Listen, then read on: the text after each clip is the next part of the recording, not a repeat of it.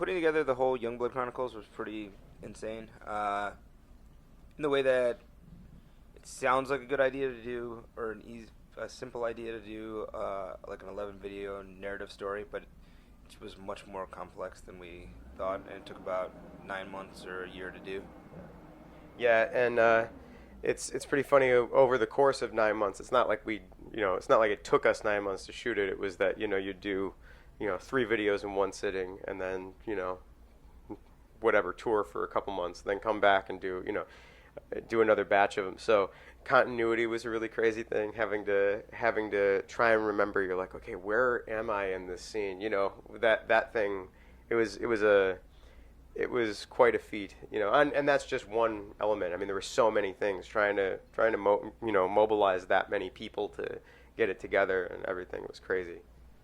I mean, I think whenever you're, the more pro the person is that you're working with, the less of a session it really is. And Elton was like that, where he came in ready to go, and we were basically told he was going to be there for, it was like, well, he's going to be here for 2 hours, exactly, so you have him for 2 hours. And we ended up hanging out and talking a little bit longer than that, but basically, when he showed up at 11 in the morning or whatever, he was ready to go. He, walks into the vocal booth. Well, first he says hi, whatever, meets everybody. But then he walks into the vocal booth, and we press record and we start going. He knew the part, he knew what he was doing, and so it was very smooth. But it was also really crazy to, be in a position to have to tell Elton John how to sing, what to sing, that kind of thing. It was a little intimidating, but he was great. He was very easy to work with. So I feel like we're always waiting for someone to figure it out and the jig to just be up. Like for us to like when we play these big venues, or we get to go to these award shows, or we have some of our artifacts in the Hall of Fame or whatever. Like you kind of think to yourself, like, yeah, like this is like a Banksy thing where someone just hung up a hung up a scribble in a art museum, isn't it? To me, it feels like, I don't know, like it's humbling in some way, because somewhere someone decided to include you with that, and it's cool because those are all obviously colossal artists that we looked up to and have continued to look up to, and some of those are artists, like the reason that any of us in this band started playing instruments. So it's just, I don't know, it's a big honor, like it's a big deal. Cat Stevens was one that early on my parents used to play for me, and then I followed a lot of his stuff when he switched his name to Yusuf Islam and stuff.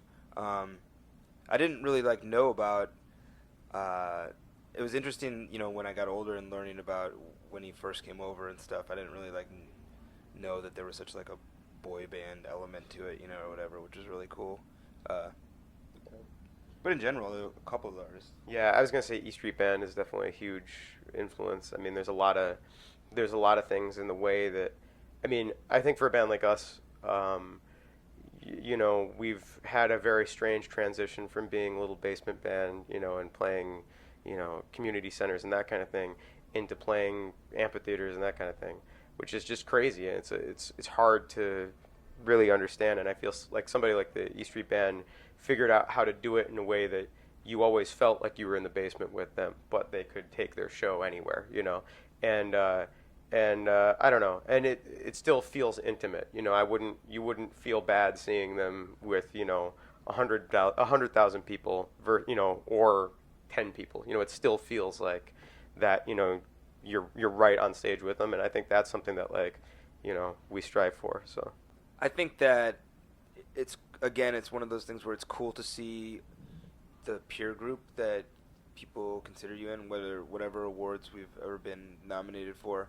At the same time, we've never done this band to, fill trophy cases or anything like that. I think it's really cool to be acknowledged, and to be acknowledged by a magazine that we've grown up with, in our band, supported our band really early on. But it doesn't, you're stoked. It's cool to be able to go and get drunk at an award show and see who else is going to win awards, and hopefully run into Billy Corgan and stuff like that.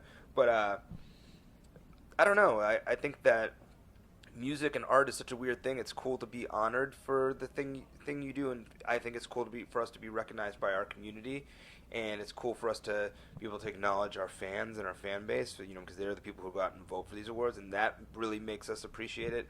But in general, we've never been like a big awards band. Like, I don't know if we get nominated sometimes, but I don't really know much. But it's a big deal that there's a bunch of fan voted on awards. That's like the best part of it to me. I mean, I think in general, it's hard to come up in the rock scene in Chicago and not have been touched by the Smashing Pumpkins legacy and Billy. And we've gotten cross paths with him a couple times, and he's always been really nice to us.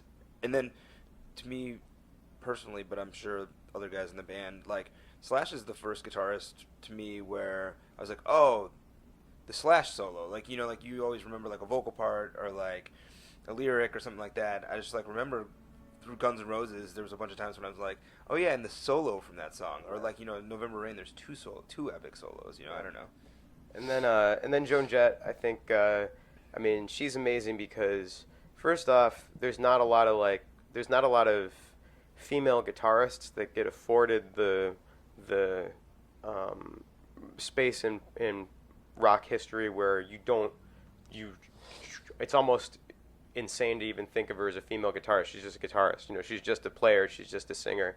Like, you don't really even think of it, and I think that's kind of credit to how awesome she is and how huge her impact was, the way she kicked in the doors, that like it's all secondary, and it's a thing that, like, unfortunately, even in this conversation, I have to bring it up, but like it was so important that she was able to do that, and I mean, she still kicks ass. She's still badass. So with Fall Out Boy, currently we're focused still on the Save Rock and Roll album and album cycle. So we'll finish off this tour in the U.S. with Paramore, and then we head to South Africa to do the last Save Rock and Roll live shows.